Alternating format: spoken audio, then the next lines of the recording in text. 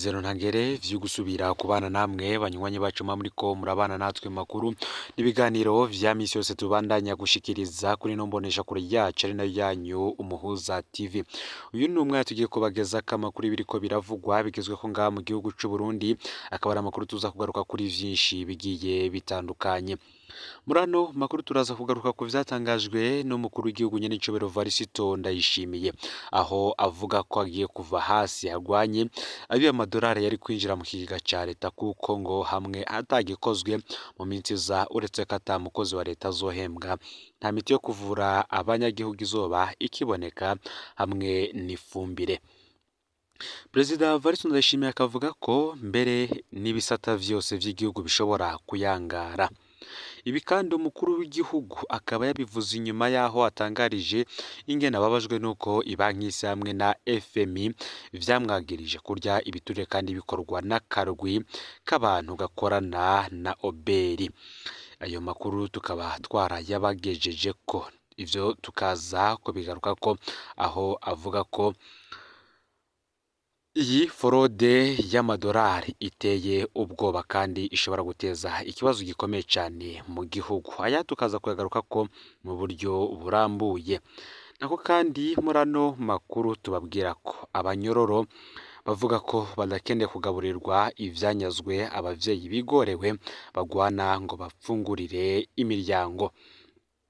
Ivyo bikaba biri mu butumwa bwashizwe ahabonaho mw'ihorero rikuru rya Mpimba ngo hariko harinjizwa ibipfungurwa abapolisi bambura abantu babitembereza mu mabarabara, na cane cane abagore usanga batembereza ibidandazwa bitandukanye birwiriyemwo ivyamwa. Uwashinze intahe avuga ko cane cane ivyo bakunda kujanayo ari amavoka, intore, indagara, pavuro, isambusa ndetse n'ibindi. Ngo rero babizanye nk'abo babaje kubifashisha, ngo babijanayo nk'ababa bagiye kubifashisha abanyororo kandi bakaba babijana mw'iryo bohero rikuru rya Mpimba ari uko abanyororo bamaze kubinjiza mu vyumba ataruja n'uruza. Ivyo iyo bishitse ngo bipakururwa nabo bita abasekirite, ariko abanyororo ngo ntibibagwa neza, ngo ntibakeneye gufashishwa ibintu bivuye mu marera y'abavyeyi batagira uko bifashe, abavyeyi bariko barondera ico umwana ariye. Umwe mu bashinze nta kavuga ko uwo ari umuvumo, ahubwo ngo Imana ubarinde. Aya n'ayandi yose rero ntuze gucikwa, fyonda subscribe canke sabone niba utari wafyonda ko kugira ngo utoje ucikanwa nayo dushikiriza, usangize kandi no makuru bagenza aho baba ari hose kugira ngo batoje bacikanwa niba biriko biravugwa bigezwe ko ngaha mu gihugu c'u Burundi. n'Umuhuza TV mwaye kaze mwidonido yano makuru. Perezida Varisito Ndayishimiye nk'uko nari mpejije kubibabwira, avuga ko ibintu mu minsi iza bishobora kuyangara mu Burundi hamwe hatorwanywa forode y'amadolari. Umukuru w'igihugu nyene Cobero Varisito Ndayishimiye avuga ko agiye kuva hasi agwanye abo bose biba amadolari yari kwinjira mu kigega ca leta, kuko ngo hamwe atagikozwe mu minsi iza uretse ko ata mukozi wa leta azohembwa, nta miti yo kuvura abanyagihugu izoba ikiboneka hamwe n'ifumbire. Perezida Varisito Ndayishimiye akavuga ko n'ibindi bisata bishobora kuyangara mu gihugu. Umukuru w'igihugu ivyo akaba yarabivugiye mu ntara ya Muramvya mu nama ajyanye n'inzego zitandukanye zirimwo abategetsi bo mu gisirikare, umutekano, abajejwe ubutungane hamwe no mu ntwaro. Perezida Varisito Ndayishimiye yagize ati urugamba mwarwumvise ni urugamba rw'ubutunzi.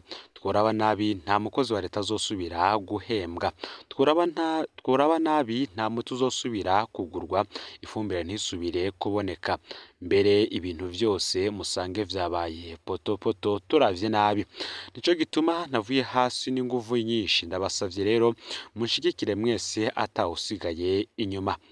Niyo nama kandi Perezida Ndayishimiye akaba yarababajwe n'inyifato y'ikigo Oberi, aho ngo gikorana n'akarwi k'abantu bishize hamwe kugira ngo bagwanye ko amafaranga y'amadolari canke ay'amarundi atokwinjira mu kigega ca leta kugira akore ibikorwa vy'abanyagihugu.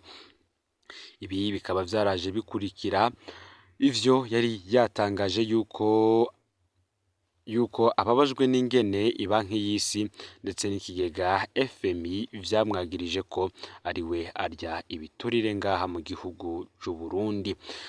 Akaba rero ashinja ko karwi ko muri Oberi ndetse n'izindi ndongozi za Oberi ingene zitwara muri ivyo bibazo mu gutuma forode ifata urundi rugero rukomeye.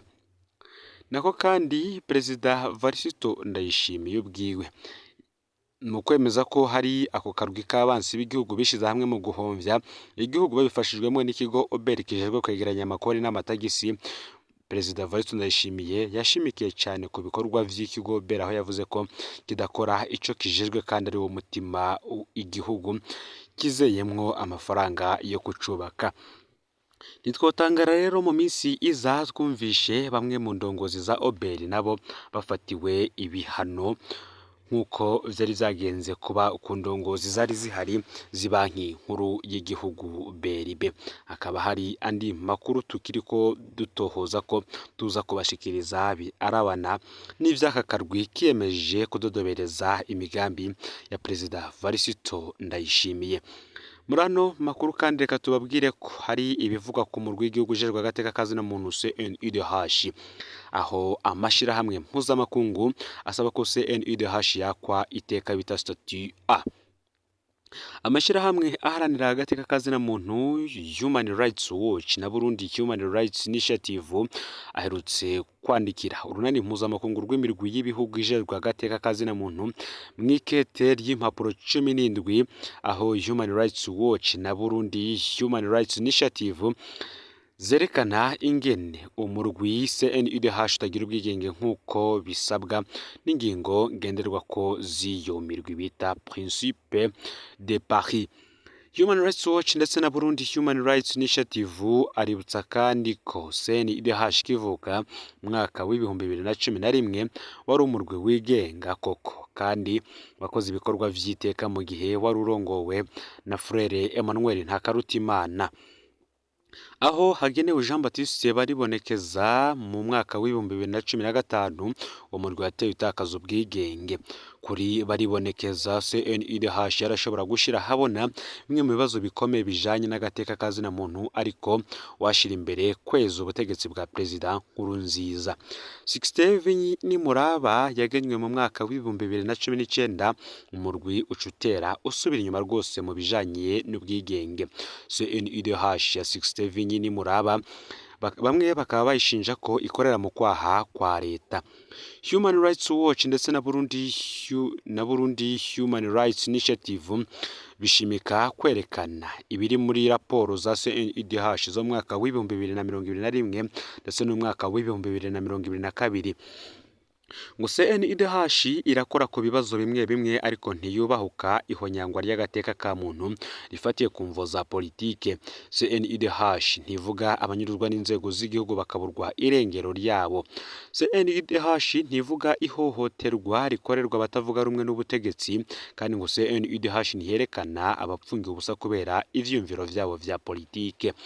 CNUDH yemeza ko imigambwe yose yidegemvya mu Burundi ntivuga nk'ibiriko birakorerwa mugambwe seneri urongowe na Agatorwasa. Human Rights Watch ndetse na Burundi Human Rights Initiative ivuga ko kandi bishika 67 ni muraba wenyene akaba ari we asigura akarenganyo gakorerwa abarundi, akemeza ko ivyo bapfungiwe vyumvikana. Akarorero ayo mashirahamwe atanga n'ingene 67 ni muraba yemeje ko